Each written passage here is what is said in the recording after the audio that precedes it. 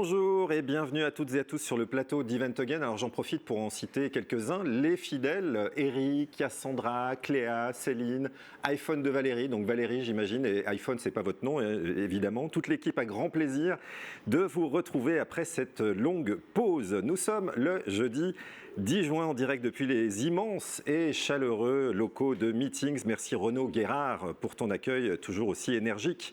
Nos formidables techniciens de Rosonos sont en place pour la réalisation de notre webinaire. Merci à Guillaume et à Humphrey et à leurs deux stagiaires, évidemment aussi, aujourd'hui exceptionnellement. Event Again, toujours à vos côtés, vous, professionnels du secteur de l'événementiel, pour vous représenter, vous informer et vous protéger. Au programme aujourd'hui, deux grands témoins. Emmanuelle Sissoyev, qui est coordinatrice du programme Only Lyon. Sif Ouraba, qui est directeur de la communication groupe chez MGEN. Nous donnerons aussi la parole à Julie Vasseur, responsable du pôle communication B2C chez Lyon Aéroport. Et puis la parole d'expert sera portée par Adeline Chazy, professionnelle de l'accompagnement des personnes et des organisations dans les contextes de transformation. Et évidemment, pour fêter la prochaine réouverture à jauge progressive des salles de spectacle, notre fidèle duo de Lulu sur la colline sera présent sur notre plateau pour une nouvelle performance en live. Webinaire Event Again numéro 16. On passe tout de suite aux actualités de votre association.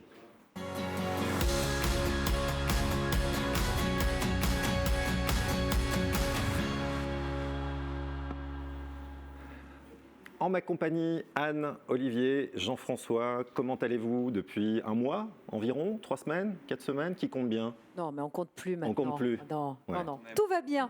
On est content de retrouver tout le monde, on est content, il y a du monde avec nous dans le studio, donc on est ravis. Ouais, Merci. voilà. Alors on est ravis.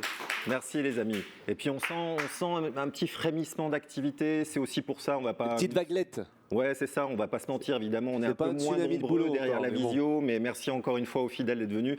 Et vous allez voir, il y aura plein d'informations très intéressantes et puis des témoignages très forts, encore une fois, pour s'aider tout au long de cette actualité, de cette conjoncture toujours un peu exceptionnelle. Je vous propose de commencer par faire un point sur les aides. Qui prend le C'est lead? moi. Jean-François. Du coup, effectivement, il va y avoir du changement, comme tout le monde a pu le voir. On a le déconfinement qui a démarré, tout le monde en profite. Il y a la reprise d'activité qui est également en cours. Donc c'était une reprise d'activité en 4 phases. On est dans la 3e phase et à partir de fin juin, dans la théorie, on n'a plus beaucoup de freins pour faire des événements, des salons, enfin voilà, notre métier qu'on aime tant. Donc du coup, avec ça, on a une baisse des aides qui va commencer au mois de juin. Donc pour le mois de mai, on sera sur les mêmes aides que jusqu'à présent. Et puis à partir du mois de juin, on va avoir une baisse régulière des aides pour le fonds de solidarité notamment.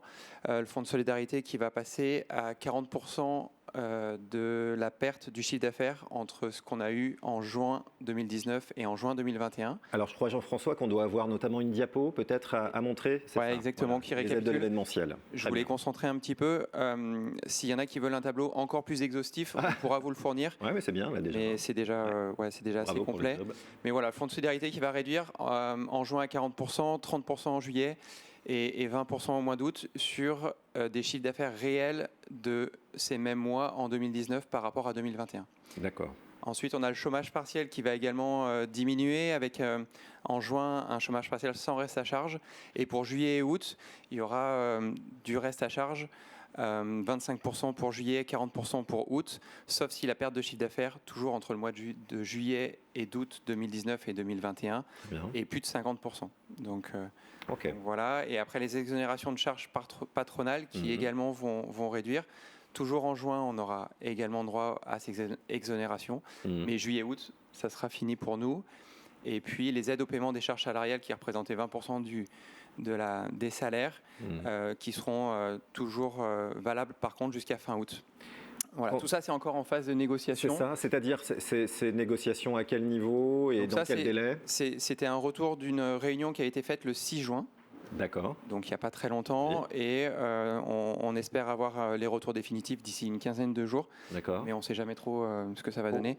La seule certitude que l'on a, c'est qu'en mai, on a les mêmes aides que depuis le début d'année. Et on sait que l'Unimev et le Sympass notamment sont mobilisés et travaillent alors notamment sur le respect de ce suivi d'aide jusque fin août et aussi travaillent sur le dernier trimestre pour voir si éventuellement on peut C'est être ce que j'allais vous un demander. petit peu plus accompagné sur le dernier trimestre. Oui, Voilà. parce qu'officiellement, donc a priori en cours de validation, on peut espérer des aides jusqu'à août. Jusqu'à fin août. Jusqu'à fin août, mais bon, la rentrée. Enfin, les modes de calcul, comme le disait Jean-François, les modes de calcul ont changé. Donc voilà, il y en a qui n'auront pas d'aide en août, par Évidemment. exemple. Voilà. Ouais, ça veut dire qu'août, dans la théorie, il n'y aura pas grand-chose, ouais, effectivement. Donc, Qui ne faisaient pas de chiffre d'affaires vraiment en août, zéro aide. Ils sont coincés. Voilà. Ouais.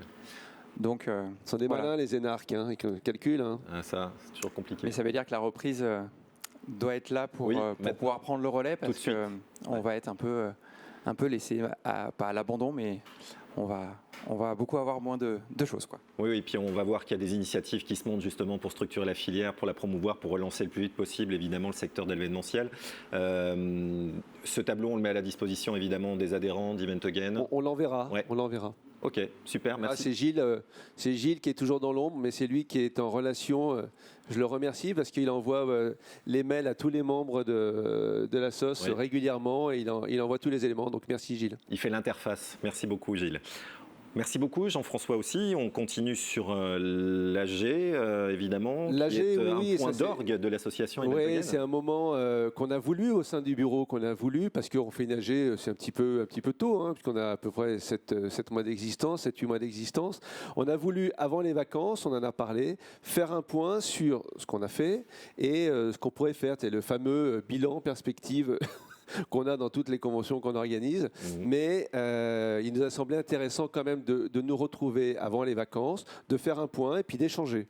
D'échanger surtout sur ce que les uns et les autres veulent faire de leur association. Parce qu'encore une fois, elle appartient à tous les membres et puis tous ceux qui veulent bien prochainement nous rejoindre.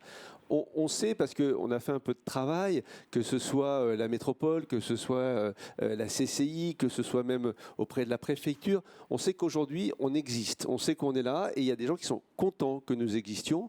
Donc effectivement, on trouve qu'il faut continuer ce travail, même si... Croisez les doigts, on sort de la crise et qu'il n'y a plus de crise d'ici 3-4 mois, on en est persuadé au sein du bureau, on a quand même des choses à faire ensemble, on a des choses à se dire, on s'est rendu compte qu'en parlant, en échangeant, on avait quand même des solutions. Alors oui, on va être concurrent à nouveau, et tant mieux, ça voudra dire qu'il y aura du boulot, on va être à nouveau concurrent, etc. Mais ça ne veut pas dire qu'on peut on doit éviter toute discussion, tout échange. Donc on veut s'inscrire là-dedans. Donc c'est pour ça que je crois qu'on a l'invitation qui a été faite par Anne. Oui, On a donc proposé, on vous propose de faire une AG. Vraiment, on aimerait alors. Oh, je déteste ce terme présentiel. Venez, quoi, voilà. Venez. Je ne sais pas si Humphrey, tu peux envoyer le... voilà, génial. Voilà, merci superbe. Humphrey. Voilà, on a cette réunion. Alors, l'après-midi du lundi 28 juin, on fait une visio comme aujourd'hui, mais un petit peu plus longue parce qu'on fait un point et on a des invités un petit peu prestigieux aussi qui Mais vont, comme à chaque fois, d'habitude, mais qui vont nous ouais, rejoindre, ouais, mais c'est qui ça, vont, ouais. qui vont nous rejoindre, qui vont tous être là et on va dire des choses assez intéressantes, comme d'habitude. Ensuite, alors ça va durer 2 heures et peut-être pas 1 heure. Visio et sur place, donc dans les locaux de meetings, dans le studio. On a ensuite notre AG qui aura lieu de 17h à 18h30, voilà, où on parlera de l'avenir, de ce qu'on veut faire, de pourquoi nous voulons continuer, pourquoi nous voulons éventuellement aussi nous rapprocher de nos amis des deux Savoie Event, parce qu'on discute avec eux, Eh oui. ils sont environ 110 entreprises, nous on est environ 120. 230 entreprises du domaine, ça commence à peser. Oui, en termes de synergie, c'est intéressant. Voilà, il y a des choses à faire ensemble. Donc, on en parlera. On parlera aussi de l'énorme augmentation de cotisation que nous envisageons. Et bien évidemment, après, on terminera en chanson. À 18h30, on fait un petit cocktail apéro servi par nos amis de Magnier. Et voilà. Donc, Puis c'est l'occasion de faire un événement et c'est notre métier et ça sera le. oui, encore une voilà, fois, on sera content de le refaire. Et puis, on sera surtout content de voir tout le monde. Oui. Voilà, de voir tous nos adhérents le plus possible. qui nous suivent, qui nous écrivent. Donc on serait ravis, vraiment ravis. Venez. C'est Renaud sera sûrement d'accord avec moi. C'est votre maison. Évidemment, Voilà. il a hâte, Renaud a hâte vraiment de vous voir, hein, lui qui est vraiment chaleureux et dans le contact, et effectivement, et nous aussi à un moment donné. Très chaleureux. on Renaud. peut- ouais, J'ai pu l'expérimenter effectivement, et c'est vrai que si on peut éviter d'être coupé comme ça encore pendant des années, voilà, il faut revenir quand même à des fonctionnements normaux. On est OK sur l'AG? Ouais. Super, Voilà très le bien. message, 28 juin, Ouais. Notez venez, sur les on a tablettes. besoin de vous, on veut continuer avec vous.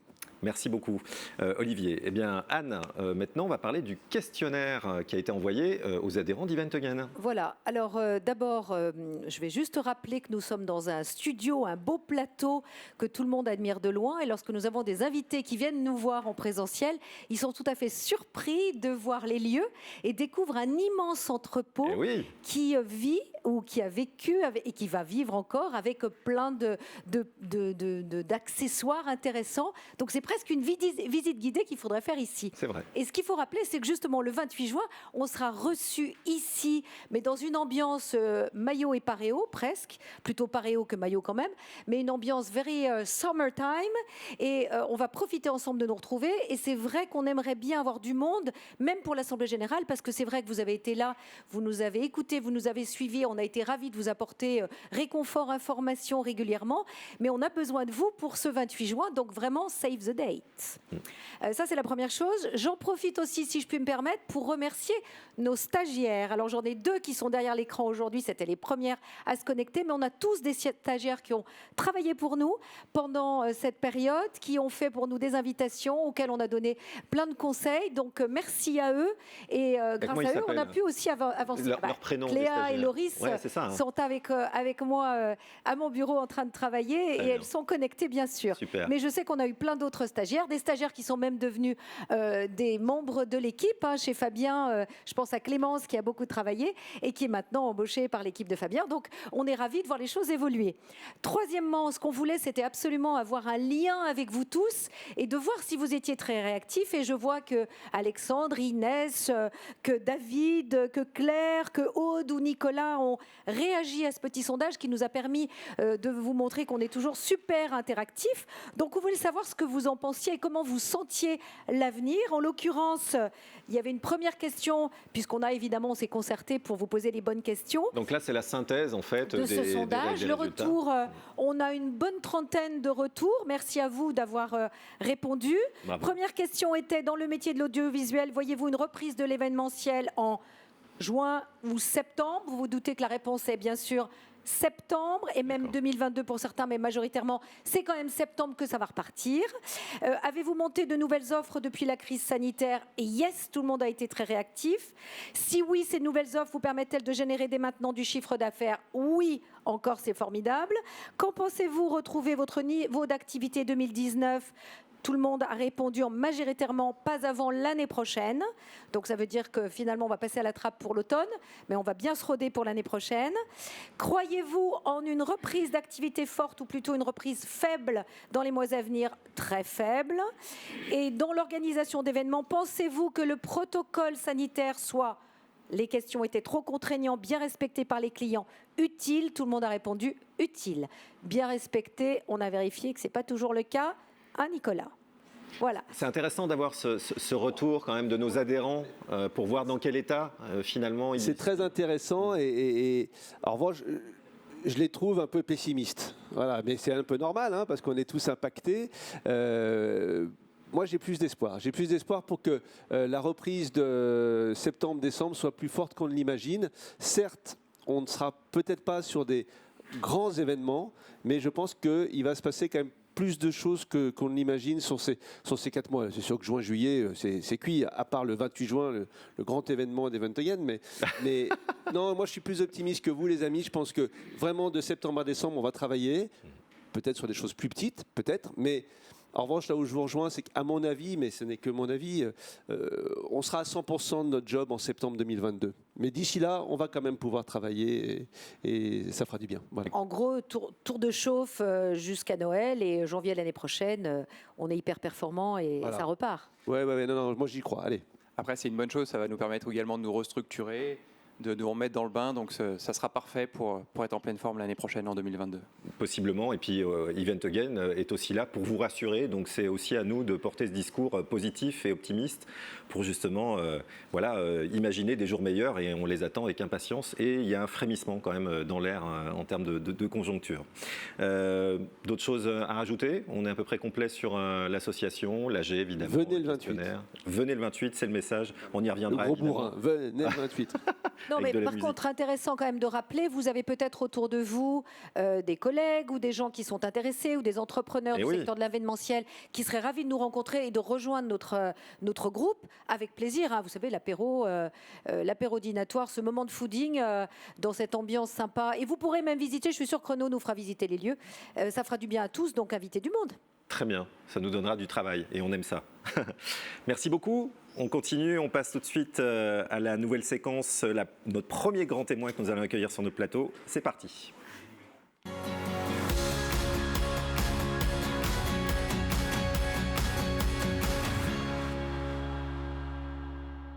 Alors, petit changement de plateau, on se met en place et on accueille notre premier grand témoin, Emmanuelle Sissoyev. Merci Emmanuelle d'être à nos côtés en direct, sur le plateau, en présentiel. Ça nous fait plaisir.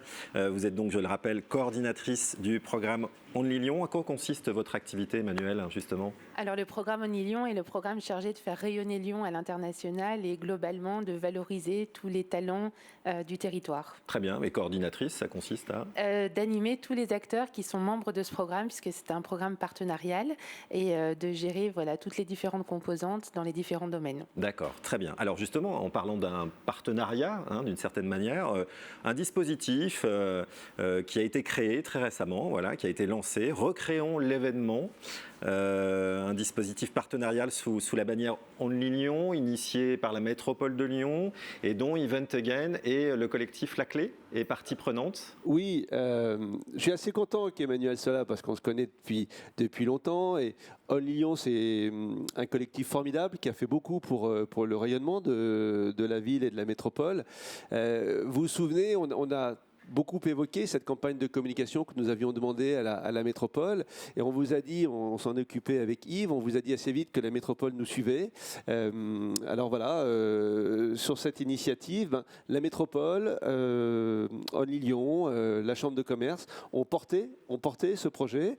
Nous, Event Again plus La Clé, avec Céline et ses camarades, nous avons travaillé avec vous, et aujourd'hui Emmanuel va nous présenter la campagne de com qui a déjà débuté. Il y a déjà des visuels qui sont parus, mais je vais te laisser parler. Et avant ça, encore, je crois, au nom de toute la filière, un grand merci parce que vous avez vraiment joué le jeu, vous avez bossé, et il y a un résultat aujourd'hui. Voilà, donc merci.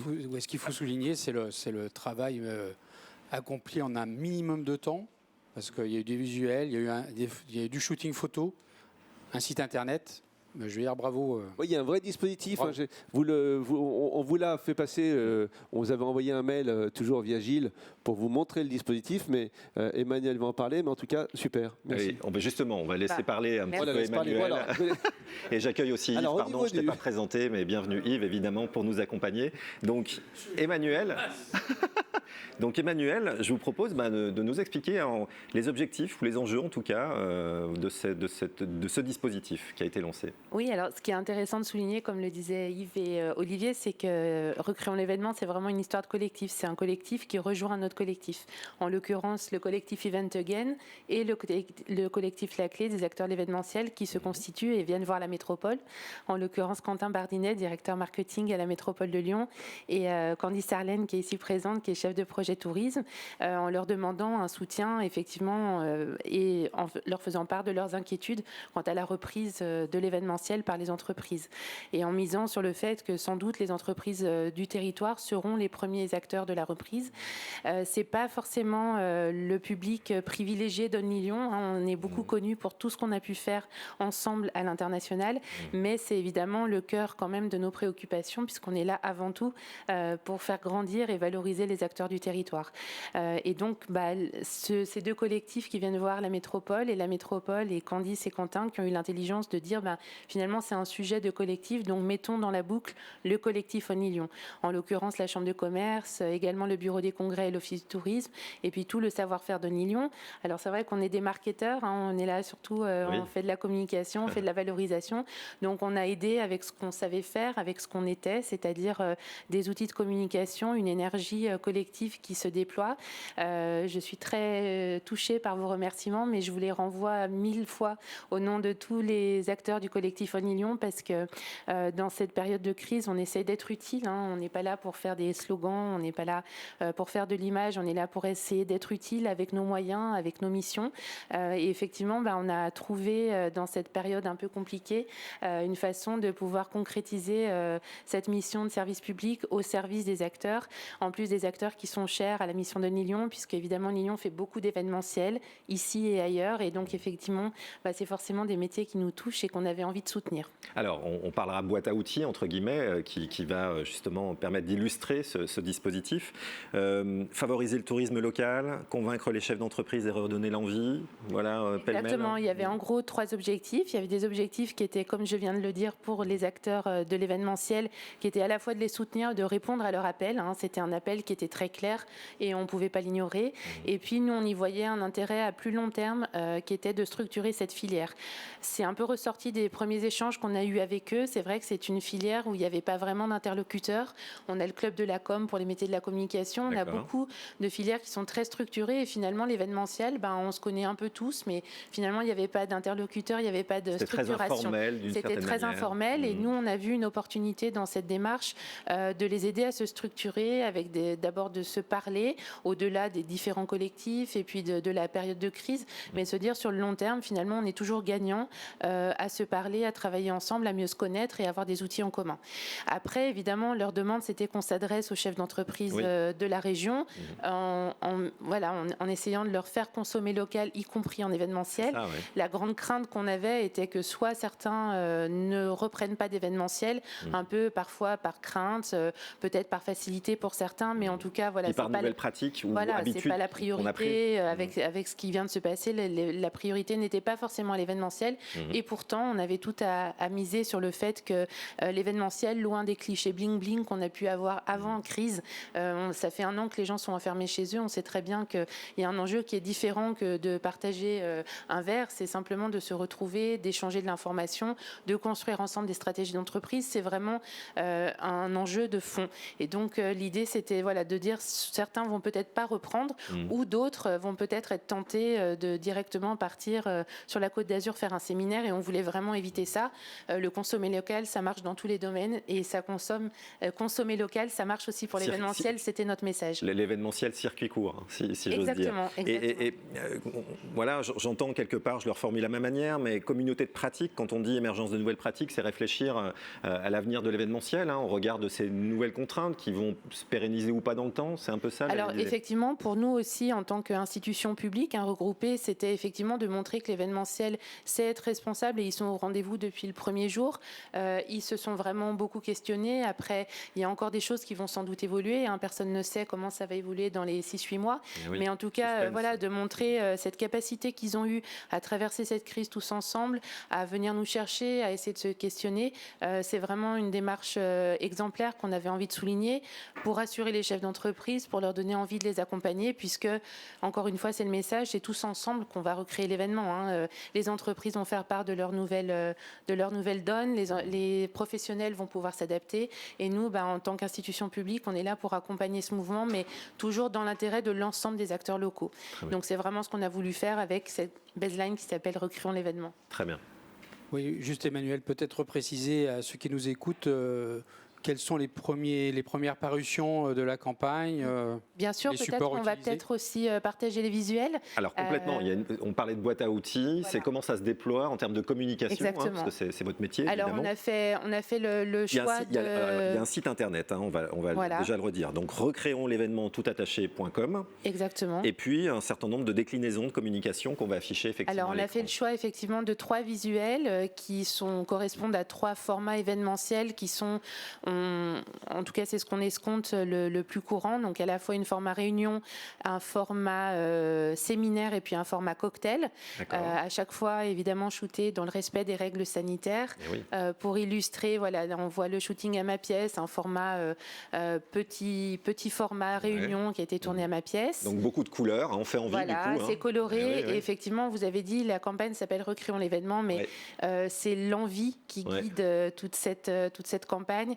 Je salue Laure Chapelle, la folle entreprise, qui a vraiment mouillé la chemise, effectivement, pour apporter tout son savoir-faire et puis son énergie sur cette campagne.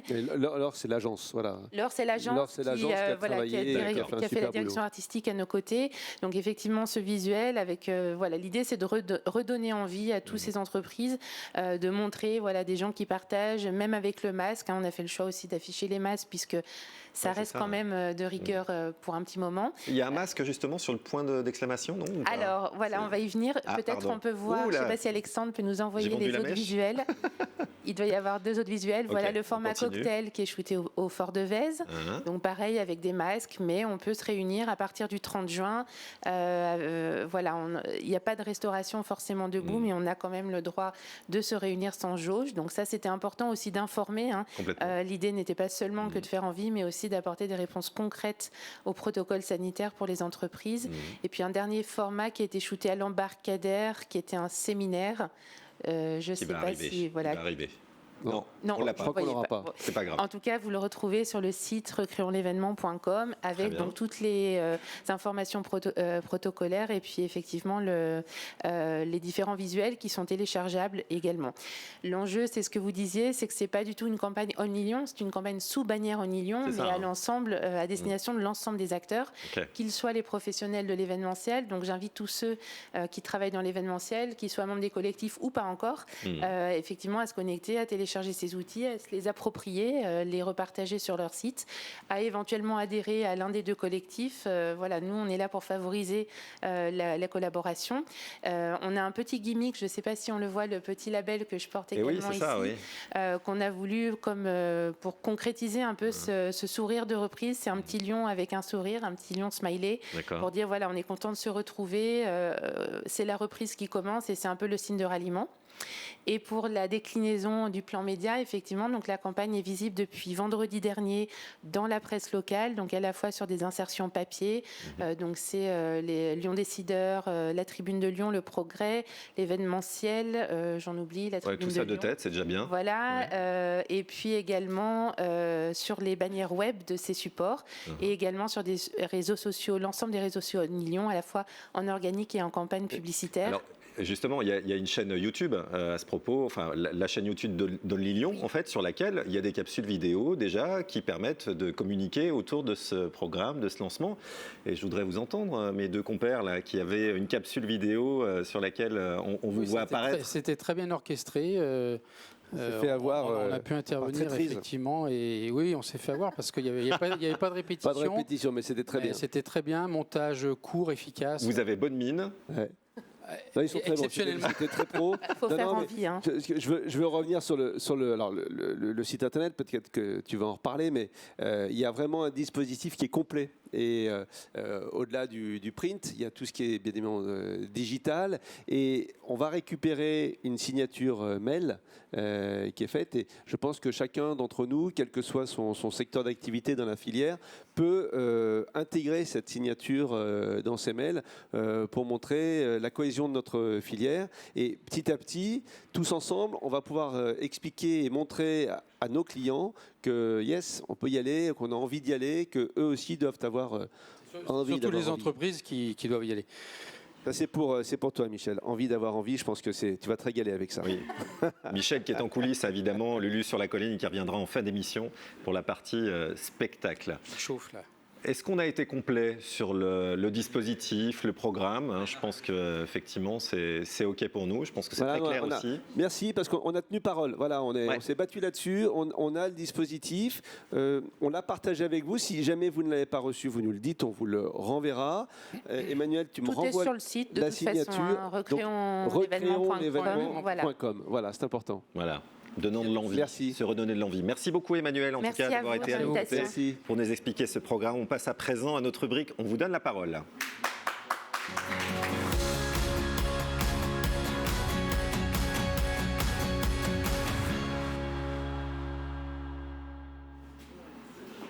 On perd un petit peu les bonnes habitudes de changement de plateau où effectivement les personnes s'installent. Et Anne revient à mes côtés avec plaisir évidemment pour m'accompagner sur cette rubrique. On vous donne la parole pour une visio qu'on va mener avec Julie Vasseur qui est responsable pôle communication B2C chez Lyon Aéroport. Et donc Anne, tu as préparé cet entretien avec Julie Vasseur. Est-ce que Julie, vous nous entendez depuis les locaux d'Event Again ?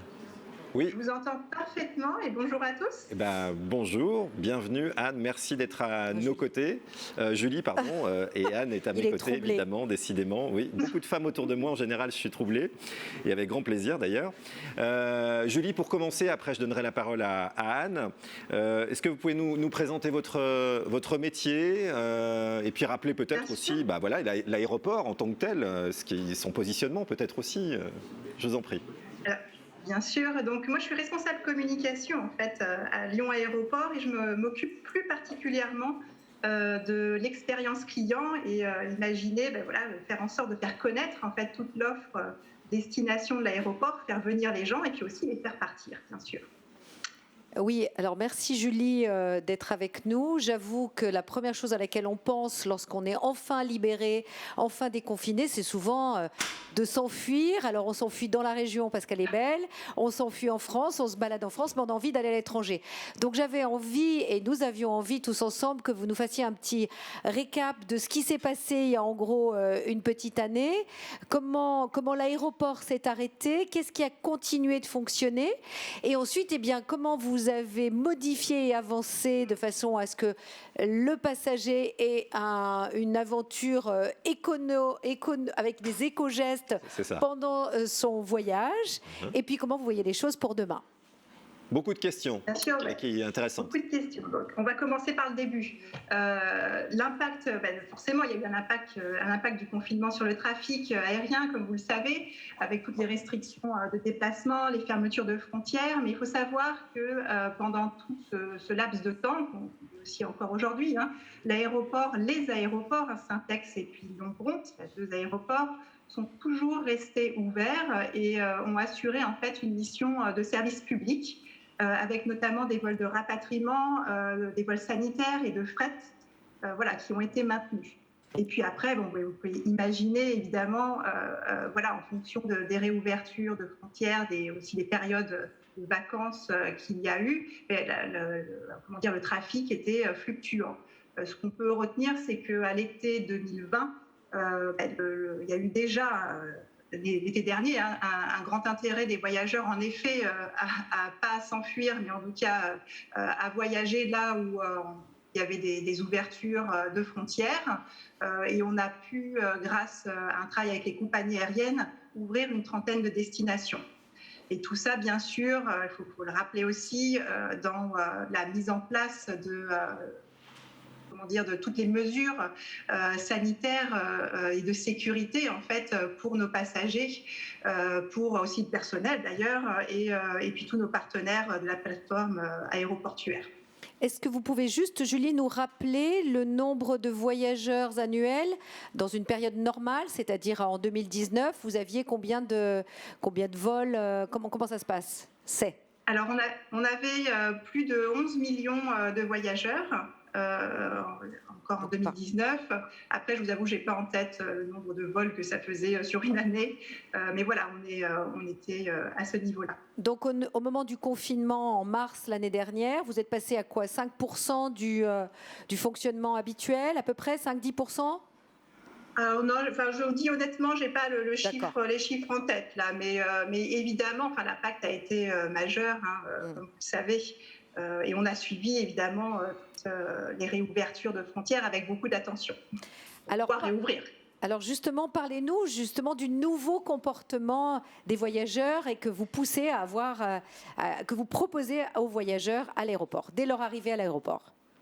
Oui, alors ce qu'il faut aussi replacer dans le contexte, c'est que ça fait quand même, c'est pas nouveau en fait, tout ça, ça fait plus de 10 ans que, par exemple, le Lyon Aéroport aujourd'hui travaille à réduire ses émissions de CO2 Et je suis très fière de dire que depuis 2017, l'aéroport de Lyon a déjà atteint la neutralité carbone.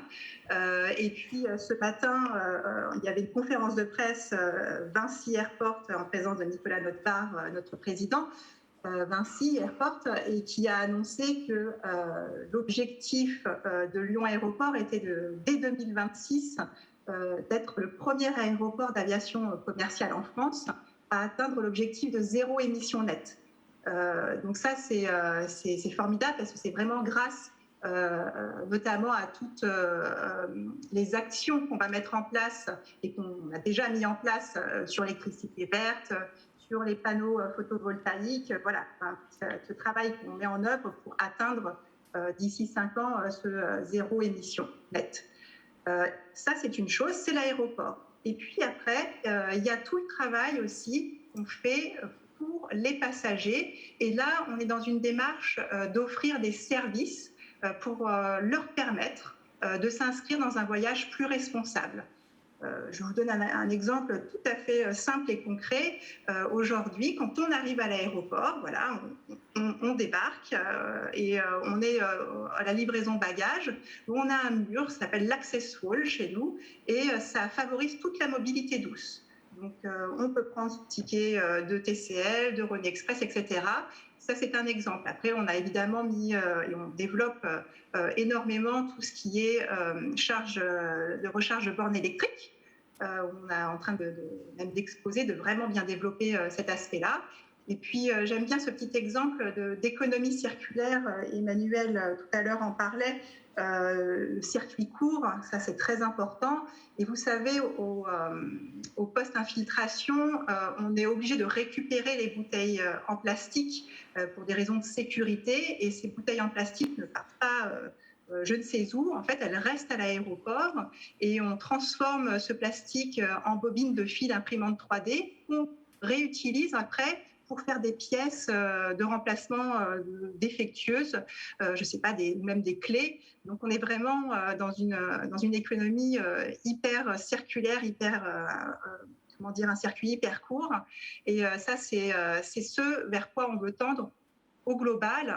Il y a plein d'autres exemples qu'on va après mettre en place, d'autres services. Alors, en général. Julie, justement, c'est très intéressant, merci. Effectivement, c'est des services en fait que vous proposez aux passagers, donc qui sont finalement consommateurs entre guillemets de ce que vous leur proposez. Mais est-ce qu'il y a des choses qui sont plus contraignantes et comment éventuellement seraient perçues ces contraintes et co-voyageurs que vous mettriez en place dans ce parcours ? Alors, honnêtement, on n'est pas du tout dans la contrainte, dans la construction de ce parcours. Réellement, on est là pour offrir la possibilité aux voyageurs de s'inscrire en fait dans une démarche positive et responsable, on va dire, déculpabiliser, allez, on peut le dire, le voyageur de voyager. Et en fait, ce qui est important aussi, c'est une autre manière aussi de s'inscrire dans un voyage plus responsable, c'est aussi de redonner du sens au voyage et aussi la raison d'être du voyage, faire réfléchir sur la raison d'être du voyage. Et ça implique aussi une approche plus qualitative finalement du tourisme à destination, de là où on va partir en dehors de France, peu importe, mais aussi chez nous finalement, à Lyon et sa région. C'est quand on accueille les voyageurs, mais c'est leur offrir aussi la possibilité d'avoir des activités, par exemple, plus responsables. Et c'est vraiment une implication professionnelle, du professionnel du tourisme, et qu'on doit travailler tous ensemble en fait pour s'adapter à cette demande finalement sociétale du voyager mieux. Alors, Julie, dernière question. Comment voyez-vous l'été ? L'été sera chaud ? Très chaud. Il va être très très chaud et c'est chouette d'ailleurs et c'est super positif et je suis contente aussi de partager avec vous ces nouvelles. C'est que déjà, il y aura 3 fois plus de vols qu'à l'été 2020. Il y aura plus de 80 destinations de cet été avec notamment 2 vols long courriers. Donc oui, il y a aussi des vols long courriers. Il y a avec Corsair, avec la Réunion Mayotte à partir du 21 juin et puis il y a déjà Air Sénégal pour Dakar depuis le 28 mars. Et puis, il y a vraiment une offre, une attente, vraiment des voyageurs pour tout ce qui est bassin méditerranéen, le Portugal, l'Espagne, l'Italie, la Grèce et puis notre chère Corse. Donc, on a vraiment renforcé sur ces destinations bassin méditerranéen vraiment l'offre avec beaucoup plus de vols hebdomadaires sur chaque destination. Et à ce stade-là, est-ce que vous savez comment va s'articuler ou se positionner le pass sanitaire par rapport au voyage à l'étranger ou même sur le territoire français ? Oui, alors oui et non. Enfin, pour répondre honnêtement à la question, je n'ai pas d'informations secrètes à vous confier sur ce sujet-là. Mais ce que je peux vous dire, c'est que nous, sur notre site internet, en fait, on a un partenaire qui s'appelle Génération Voyage et qui permet, en un clic, en gros, sur notre site, à voir exactement pour chaque destination, chaque pays dans le monde, savoir quelles sont les règles en fait à suivre. Et c'est fait bien sûr, c'est un travail qui est fait aussi évidemment avec les indications gouvernementales, le site du gouvernement. D'accord, très bien. Bah, écoutez, c'était l'occasion effectivement de préciser des choses qui restent encore un peu floues. Anne, peut-être un dernier mot ou Merci, parce qu'on sait que c'est le moment où l'aéroport fourmille et que vous êtes pleine d'énergie. Et je sais que vous receviez quelqu'un d'important aujourd'hui. Donc merci d'avoir pris le temps d'être avec nous. Et puis bon vent, bon vol cet été. Et on souhaite que tout le monde ait envie et puisse aller se balader en toute sécurité dans toute l'Europe. Évidemment. Merci beaucoup, Julie Vasseur. Je le rappelle, vous êtes responsable de communication B2C chez Lyon Aéroport. Je vous propose maintenant de passer à la rubrique Parole d'expert. Merci beaucoup, Anne.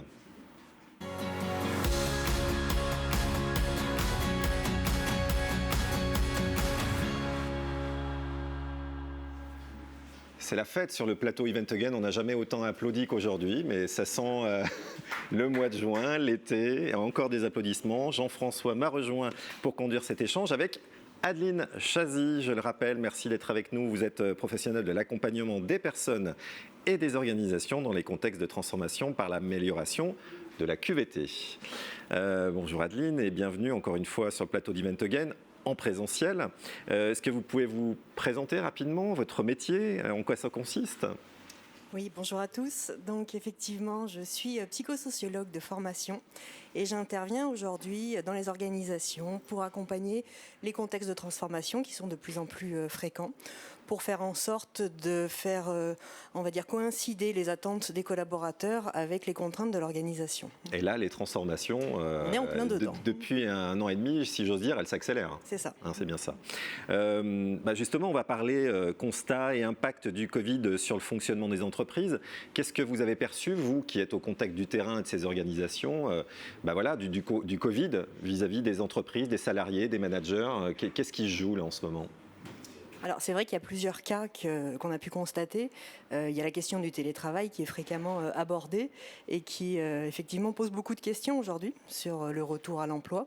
Il y a la question du chômage partiel, de personnes qui n'ont pas été là pendant plusieurs mois et qui doivent reprendre un certain rythme et subir certaines contraintes comme les déplacements par exemple. On le voit bien, les activités de déplacement ont fortement repris et forcément ça impose des difficultés dans l'organisation de son temps. Et puis, il y a toutes les questions sur l'organisation du travail, à savoir comment finalement cette organisation va se remettre en place après des mois de travail à distance, après des mois de travail moins collaboratif, on va dire, et avec des difficultés aussi sur des rythmes de travail qui ont été modifiés, forcément. Et des pratiques individuelles qui peuvent se pérenniser pour certains collaborateurs qui, à la fois, voudraient soit revenir dans l'entreprise, soit rester en télétravail. Oui, il y a les deux cas. Ouais. On parle du syndrome de la cabane. C'est vrai qu'il y a un syndrome anxieux aujourd'hui qui est apparu sur des personnes qui ont peur de devoir revenir sur leur lieu de travail parce que peur du virus, peur d'être en contact avec des personnes, peur de ressortir et de resubir des contraintes qu'on a un petit peu oubliées pendant ces quelques temps. Peur de l'entreprise et de revenir dans l'entreprise. Oui, complètement. C'est vrai. Mais c'est vrai que beaucoup de personnes se sont interrogées. On dit qu'il y a 30% des personnes aujourd'hui qui s'interrogent sur le sens de leur travail. Donc quelque part, part, alors il y a les personnes qui ont passé le cap. Hein. On a vu plein d'émissions qui montraient effectivement que certains avaient tout lâché sur des postes de cadre incroyables à Paris et qui étaient revenus sur des postes à la campagne beaucoup plus en rapport avec leurs valeurs. Mais il y a des choses qui sont encore en train de se jouer, c'est pas terminé. Et en même temps, on a remarqué également qu'il y avait certains salariés qui avaient un besoin également de revenir au travail. Donc c'est vrai qu'on arrive à une période où on va avoir des personnes qui vont revenir au travail à deux vitesses un petit peu. Donc il va falloir gérer ça. Donc je ne sais pas comment ça va pouvoir se gérer, mais c'est pour ça que l'été sera chaud, mais la reprise sera chaude aussi, puisqu'il va falloir qu'on réorganise toutes les équipes et qu'on retrouve un mode de fonctionnement qui sera forcément complètement différent que celui qu'on a connu déjà, quoi. Oui, alors je parlais que des gens qui avaient peur effectivement de revenir, mais c'est une minorité. Il ne faut pas exagérer. C'est vrai que globalement, les gens ont quand même envie de revenir au travail. Ce qu'on a pu constater, c'est qu'avant, en dehors du travail, ça nous permettait d'avoir plein de liens sociaux qu'on trouvait intéressants et du coup, cette coupure était intéressante. Et aujourd'hui, on se dit que finalement, de revenir au travail, ça va nous repermettre d'avoir ces liens aussi sociaux. Et il y a beaucoup de choses qui ont changé au niveau du travail, c'est-à-dire qu'on n'est plus dans le collaboratif. On a beau essayer de mettre en place tous les outils possibles et inimaginables, ça ne fonctionne pas de la même façon. Il y a quand même un effet assez important sur la façon de travailler sur un mode projet qui était quand même la tendance ces derniers temps dans les entreprises, qui aujourd'hui n'est plus du tout le cas. Parce que, à un moment donné, on est seul face à son écran. Si on veut bien avoir notre voisin qui met sa caméra encore, on peut être content, mais c'est pas toujours le cas. De plus en plus, on travaille face à des écrans noirs, donc en termes d'interaction sociale, c'est pas forcément très stimulant, forcément. Alors vous qui êtes psychosociologue, si on revient sur la santé psychologique des salariés, est-ce qu'il y a des chiffres ou en tout cas une tendance aujourd'hui sur peut-être un mal-être ou un bien-être compte tenu des nouvelles modalités de travail ou de télétravail? Qu'est-ce qu'il en est? Oui, alors il y a un sondage qui a été fait par Opinionway pour Empreinte Humaine, qui est un cabinet qui accompagne les salariés comme sans difficulté. Alors je ne me rappelle pas exactement de tous les chiffres, mais grosso modo, il disait qu'il y avait 44% des Français travailleurs qui étaient en détresse psychologique. D'accord. Quand même, oui. Parce que seuls, parce que ne trouvant plus de sens dans ce qu'ils faisaient, parce que n'ayant plus de vision sur l'avenir. On a vu aussi une explosion du burn-out. Il y a un nombre impressionnant de cas qui ont été détectés parce qu'il n'y a plus aussi de temps de coupure. Quand vous êtes en télétravail, forcément... Toujours connecté. Toujours connecté, avec des temps de plus en plus longs puisque vous n'avez plus le transport, parce que vous ne faites plus la pause déjeuner. Et puis, il y a quand même tous ceux qui n'ont pas travaillé aussi, qui n'ont pas été beaucoup stimulés pendant plusieurs mois et qui, du coup, commencent à se poser beaucoup de questions sur eux et qui rentrent dans des syndromes un peu dépressifs. Oui. Alors justement, à moins que tu aies peut-être une question... Oui, l'idée du coup, c'est comment accompagner toutes ces personnes, tous ces malades, qui pour revenir, un petit peu malades, pour revenir à l'entreprise en restant dans le cadre, mais également sans trop les brusquer pour qu'il y ait un retour en douceur en fait. Alors, il y avait déjà avant le Covid une obligation de l'employeur qui était de prendre en compte les risques psychosociaux et d'accompagner les salariés pour faire en sorte qu'ils soient dans un environnement de travail serein. Donc c'est exactement la même obligation qui existe aujourd'hui, sauf qu'il va falloir l'adapter parce que quand on parlait juste d'interaction sociale tout à l'heure, ça faisait déjà partie des facteurs de risque. C'est-à-dire qu'on pouvait très bien être agressé par des clients, par des collègues, par notre patron, par plein d'autres personnes. Donc c'est toujours le cas et c'est toujours une obligation de faire en sorte que on soit aujourd'hui dans un contexte relationnel qui soit le plus serein possible. Et tout à l'heure, vous parliez de chiffres. Je ne me rappelle plus exactement combien c'était, mais je sais qu'il y a de plus en plus d'agressivité entre collègues.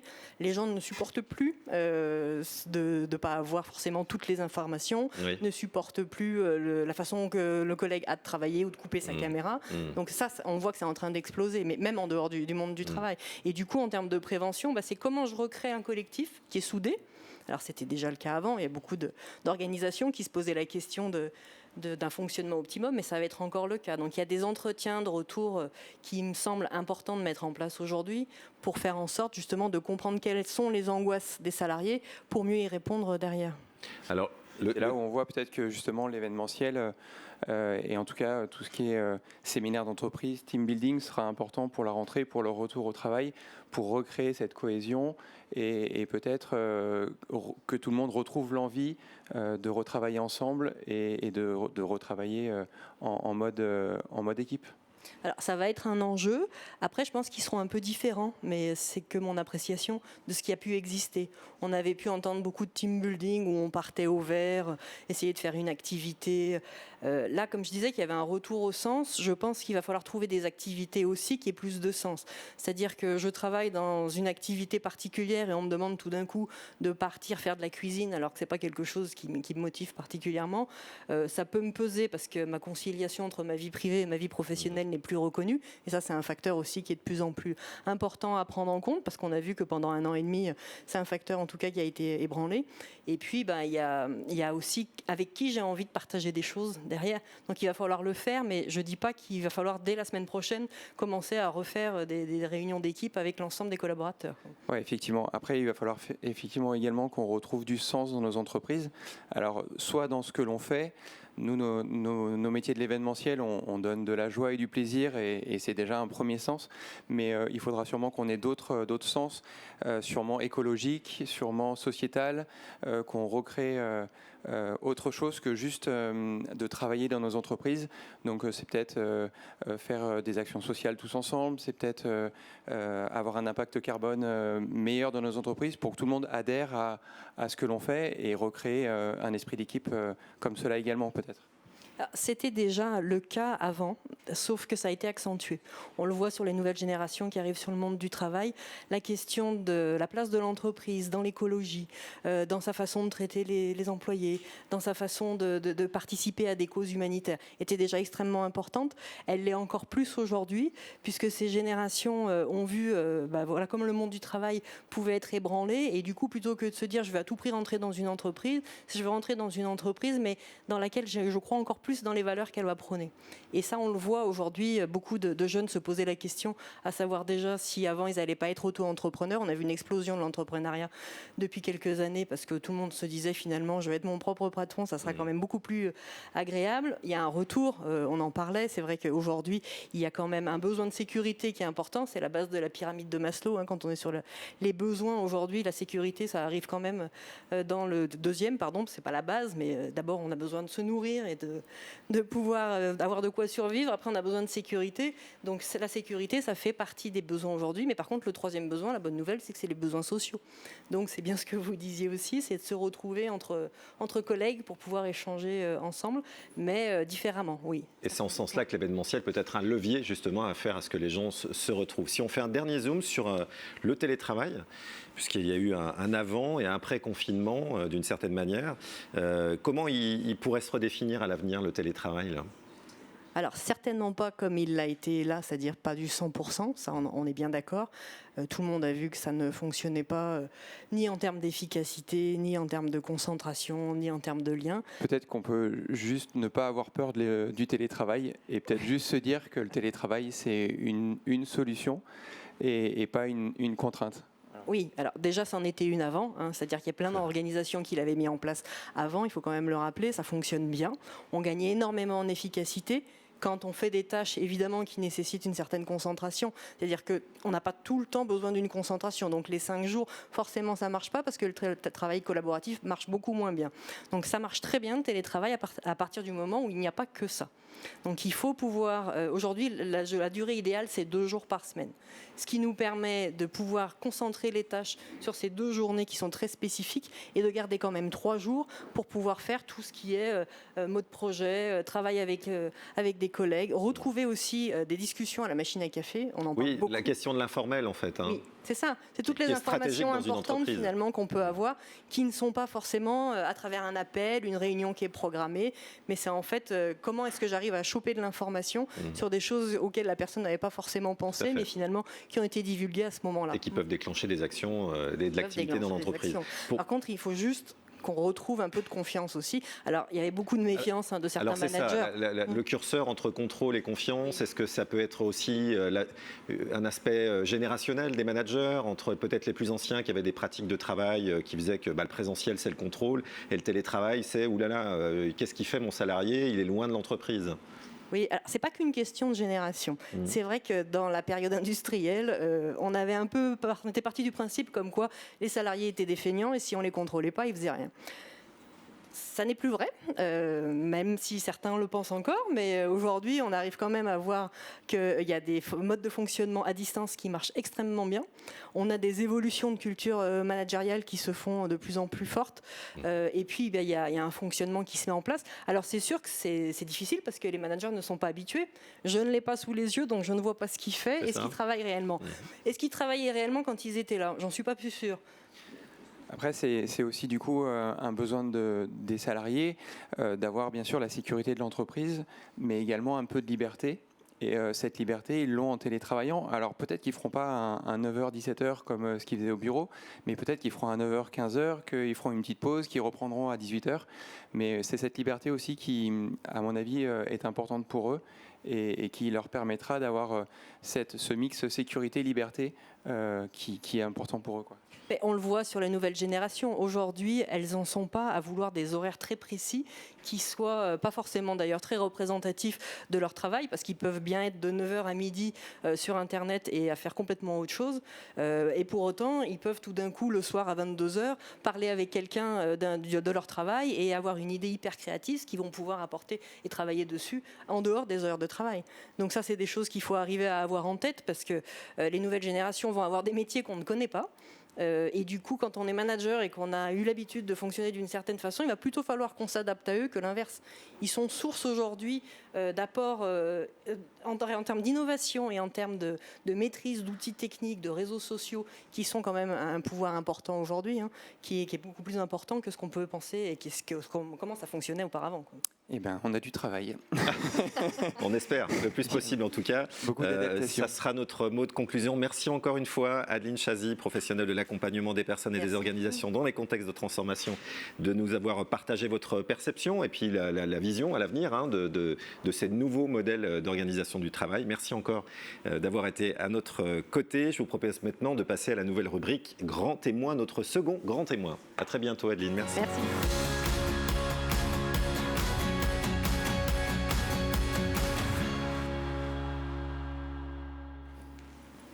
Marion est à mes côtés pour mener à bien ce nouvel entretien, ce second grand témoin en visio. Depuis le plateau Event Again, nous allons nous connecter avec Sif Ouraba, qui, je le rappelle, est directeur de la communication groupe chez MGEN. Bonjour Sif Ouraba, est-ce que vous nous entendez ?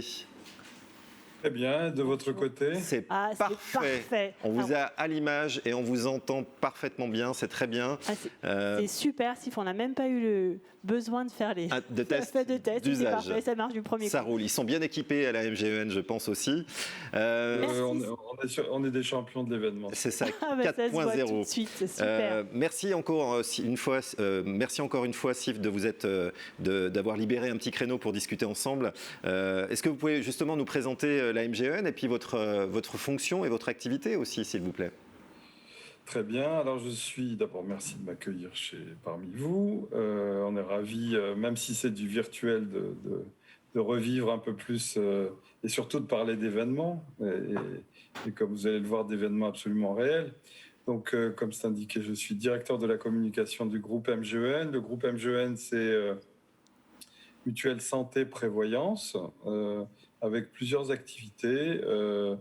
D'abord, nous protégeons près de 4 millions de personnes en France, un peu plus de 4 millions, pardon, avec plusieurs volets. La gestion du régime obligatoire de sécurité sociale de plus de 3 500 000 personnes. Nous leur offrons une complémentaire santé pour ceux qui le veulent, complémentaire santé prévoyance, avec un très fort volet de prévoyance et des garanties de prévoyance très très importantes.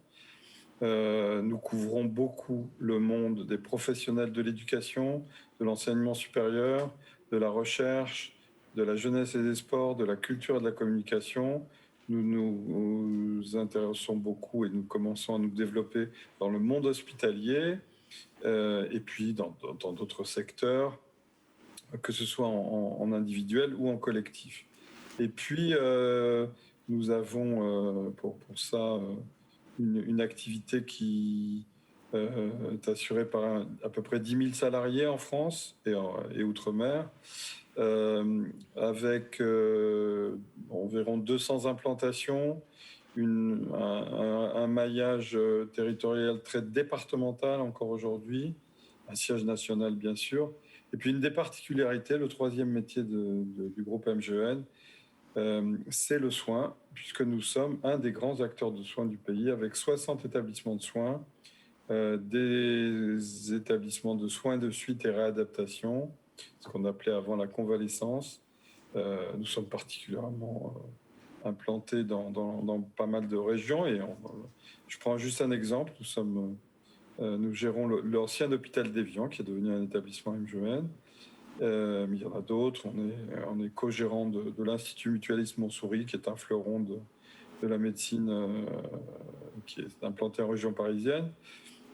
Et bien d'autres lieux, la Verrière dans les Yvelines. Alors justement, merci pour l'exhaustivité de la présentation de MGEN. Effectivement, on connaît à peu près ce groupe. Vous êtes donc directeur de la communication. Justement, vous organisez des événements en interne. Et quel est le comparatif entre ce que vous avez fait avant, on va dire, le confinement, et qu'est-ce qui s'est passé pendant le confinement à votre niveau, et puis quel bilan vous en tirez, notamment sur 2020 ? Alors, on fait plusieurs types d'événements. Des événements internes assez statutaires, je vais y revenir. Puisque ça va être, je pense, un des éléments importants d'abord de notre reprise et de notre discussion.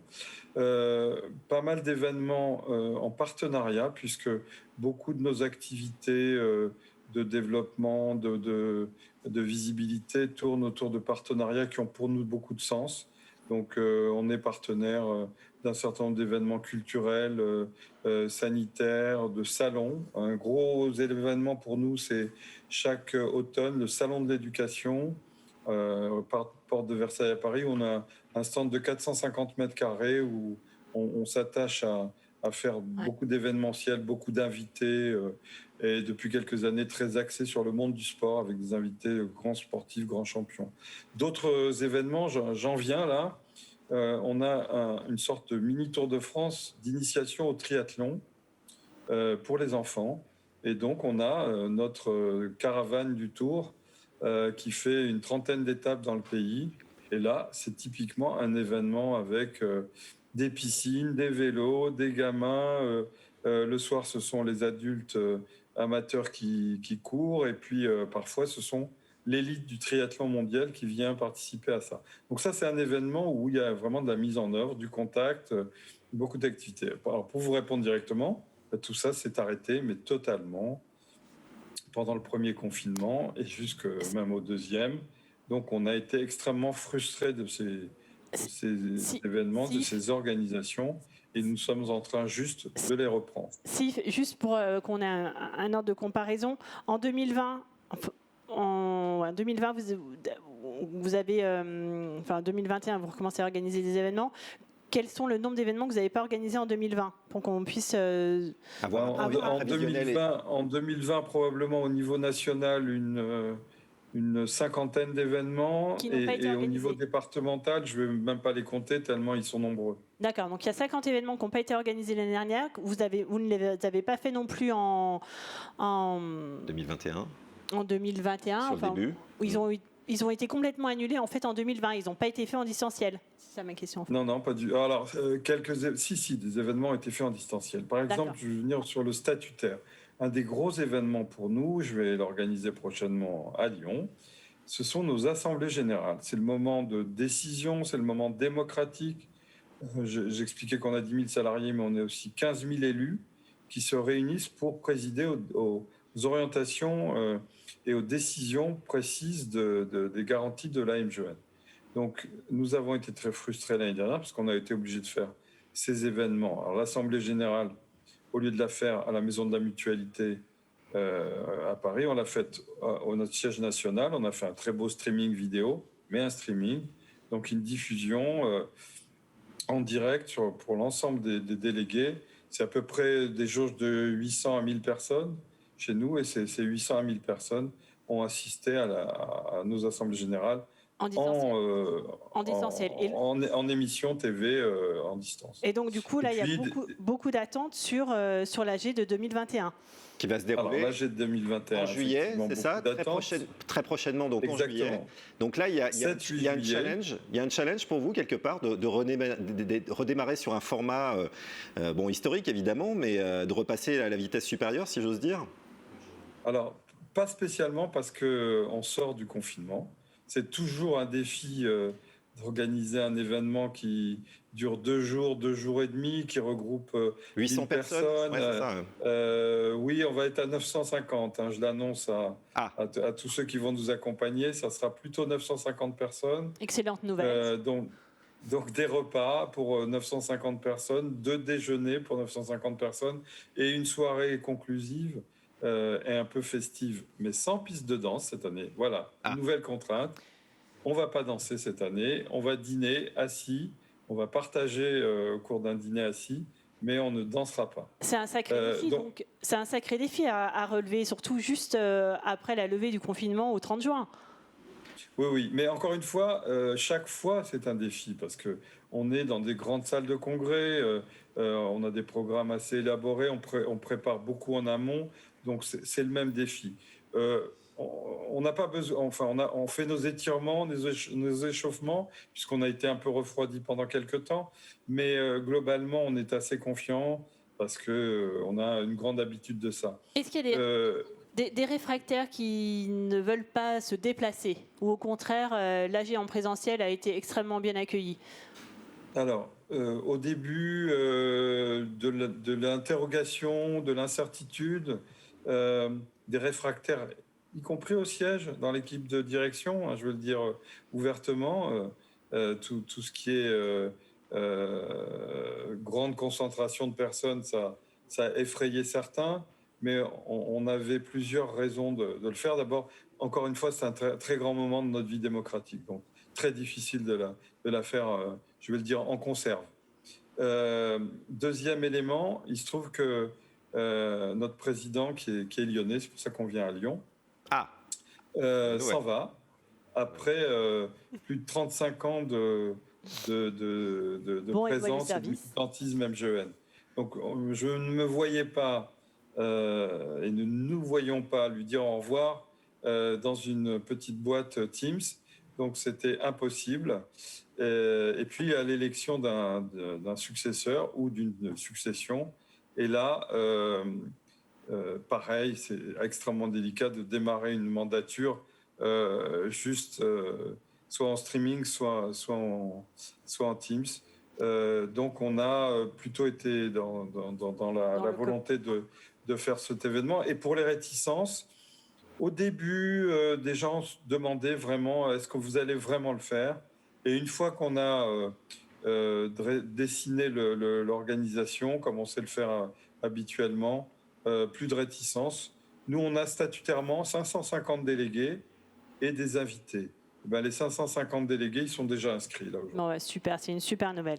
Et en dehors, est-ce que vous avez une appréhension sur le protocole sanitaire? Non, puisque vous travaillez avec des professionnels. D'abord, on est très concerné par les protocoles sanitaires. Ce que j'expliquais tout à l'heure, puisqu'on est dans le soin, on a une quinzaine d'EHPAD en France. Donc, on sait ce que c'est que le Covid, les risques du Covid et les mesures sanitaires. Nous, même si on est sur une jauge inférieure à 1000, on va demander un PCR de moins de 72 heures.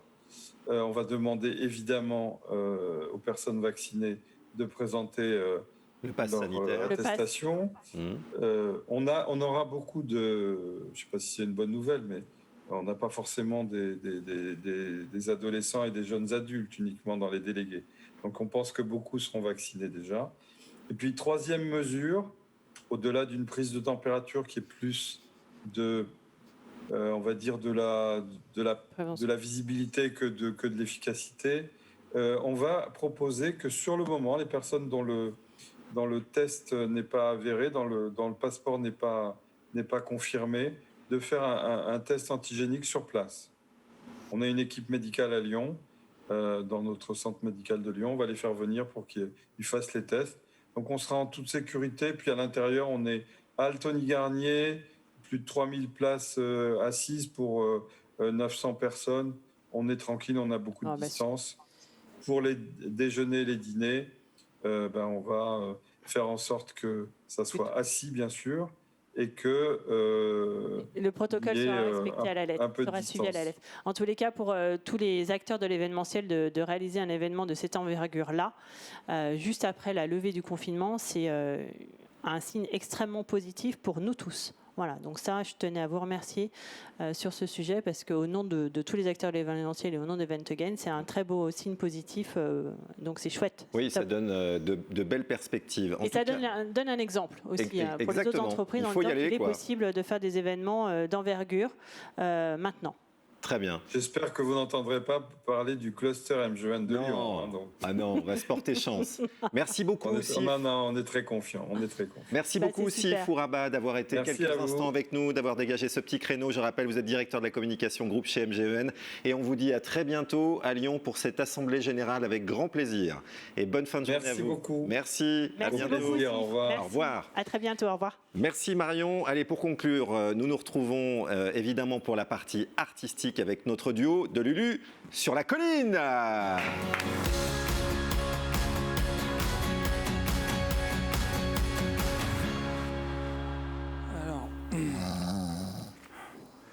c'est... Eh oh. Ouais, voilà. Bonjour à tous. Eh ouais. Bonjour à tous. Bonjour à tous. Nous sommes le jeudi 10 juin.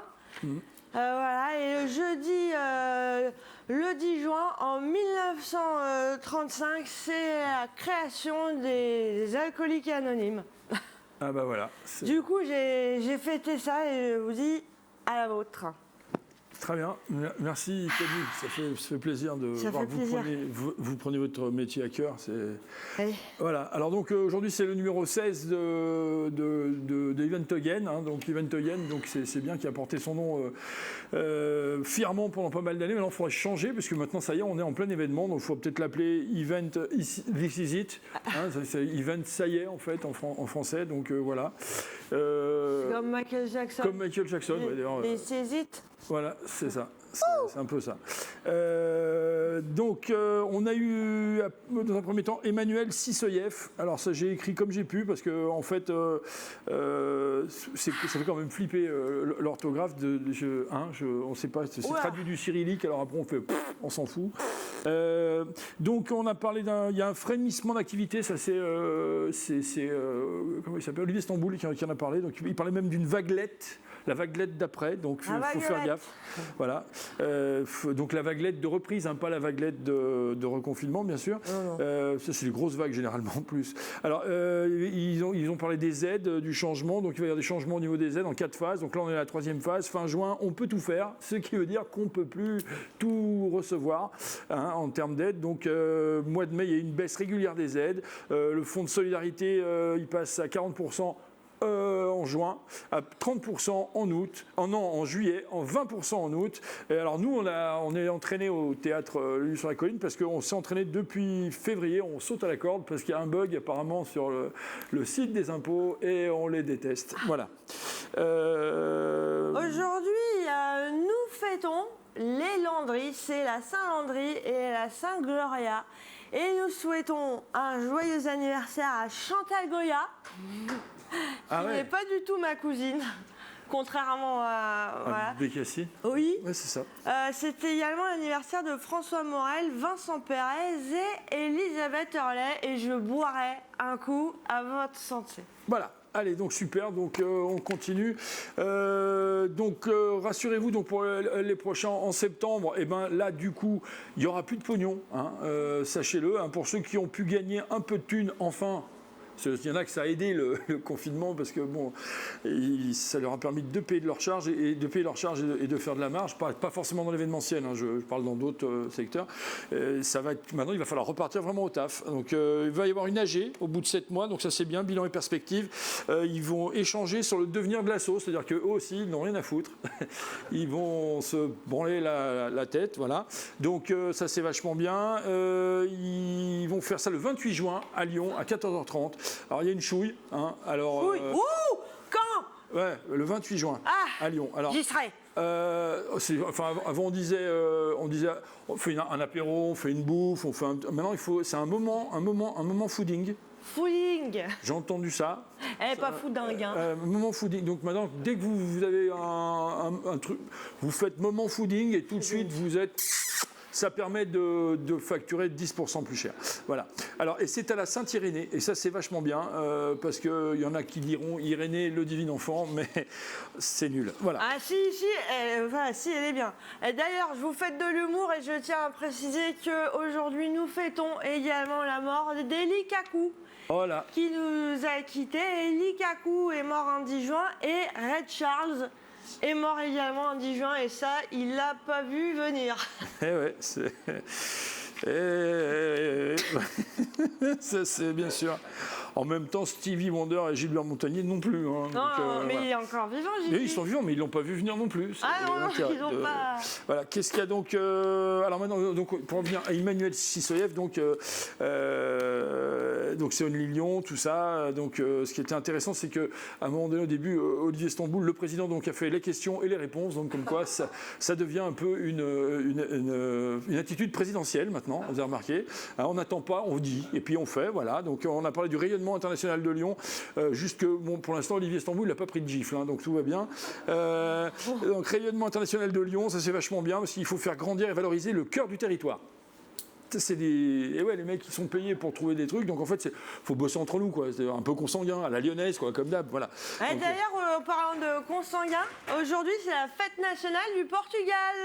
Et bien sûr, ça c'est bien. Et pourquoi consanguin? J'en sais rien, je sais pas, c'est rapport au poil. Non, personnellement, je suis un vrai bâtard et je n'ai pas de... Poils? J'ai des poils en pagaille. Voilà. Pas dans le dos, je vous le concède, mais ça m'a coûté un bras. Voilà. Alors, voilà, donc ça c'est fini. Donc, on l'événementiel en circuit court, ça c'est très bien.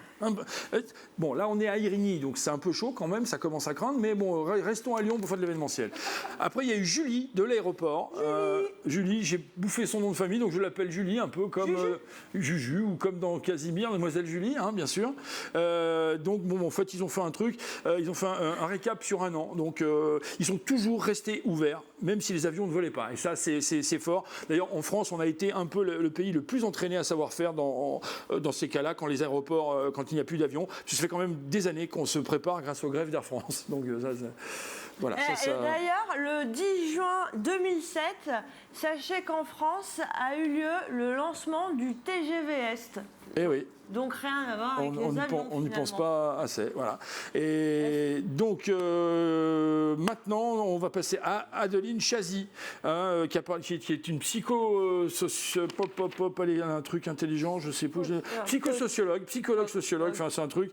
Elle gagne de l'argent en regardant les autres souffrir, parce que n'oublions pas que travail, ça vient du mot latin trépalium, qui veut dire instrument de torture. Donc elle a compris, elle gagne de la thune en regardant les autres en chier. Donc maintenant, les gens ont peur.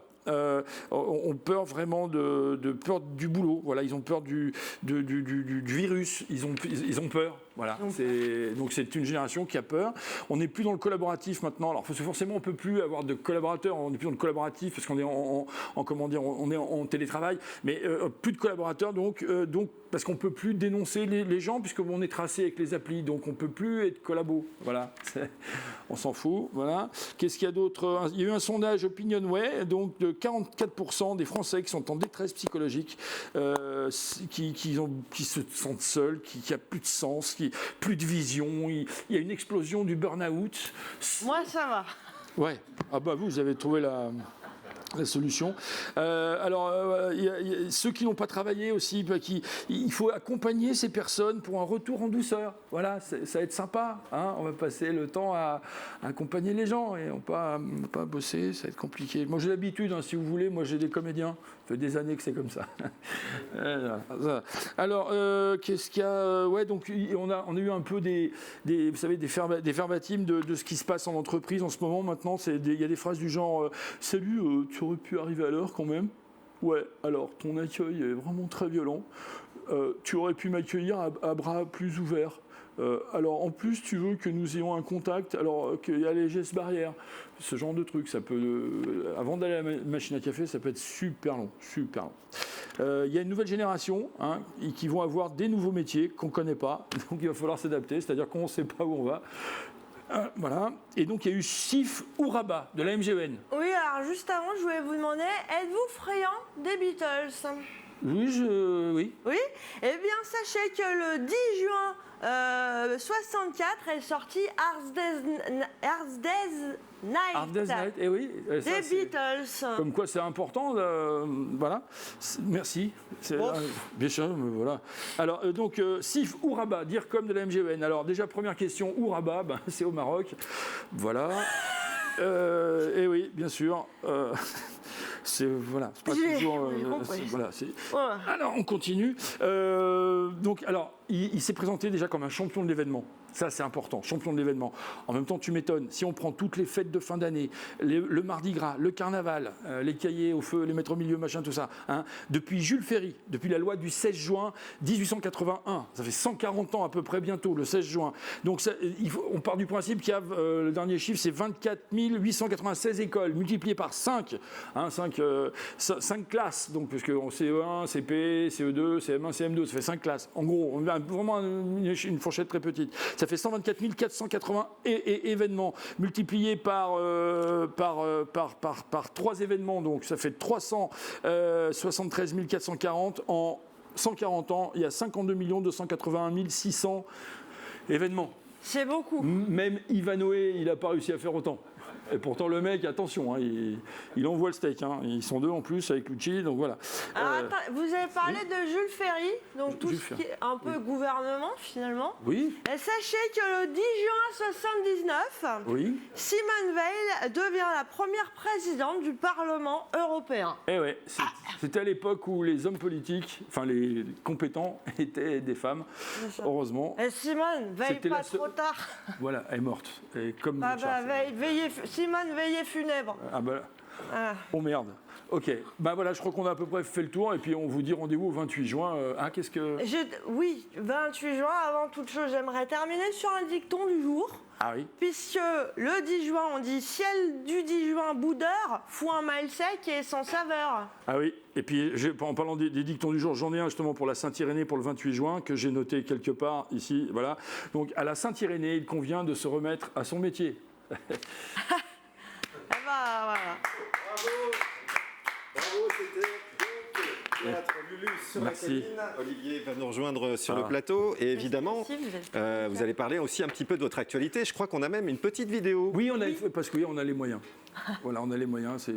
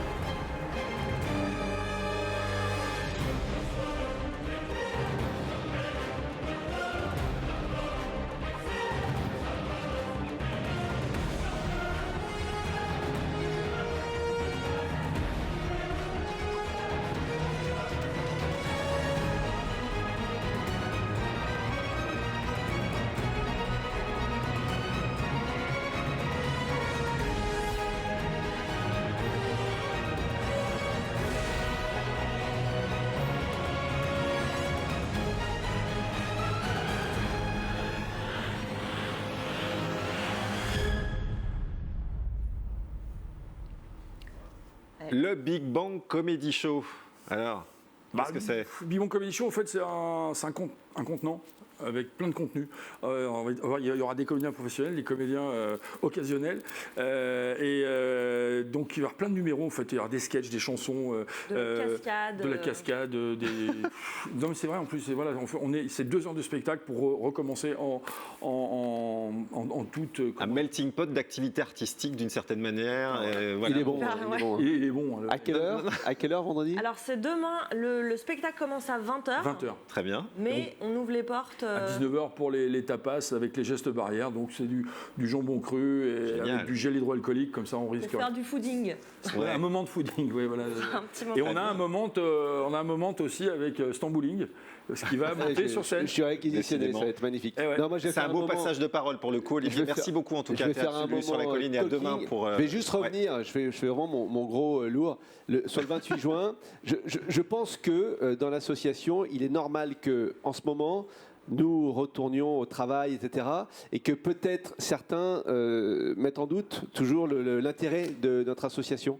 Je pense qu'il faut continuer de se serrer les coudes, que tout n'est pas fini et qu'on a vraiment de belles choses à faire. Donc je suis un peu dans la redite, mais j'insiste parce que j'y crois profondément et je serais vraiment très heureux qu'on soit très nombreux le 28. Voilà, 28 juin, c'est la prochaine date pour se retrouver Event Again. En plus, c'est quoi ce dicton de Saint-Irénée. Il faut se remettre au travail. Il faut se remettre à son métier. Voilà. En plus, on est à Lyon, métier tissé, jacquard, enfin tout est fait. Irénée, on a choisi la date. Tout se tient. Incroyable. On va se présenter au présidentiel bientôt. C'est parfait. Merci beaucoup en tout cas de votre fidélité. On se retrouve bientôt et on reste en contact. À très bientôt. Merci à tout le monde. Au revoir. Merci.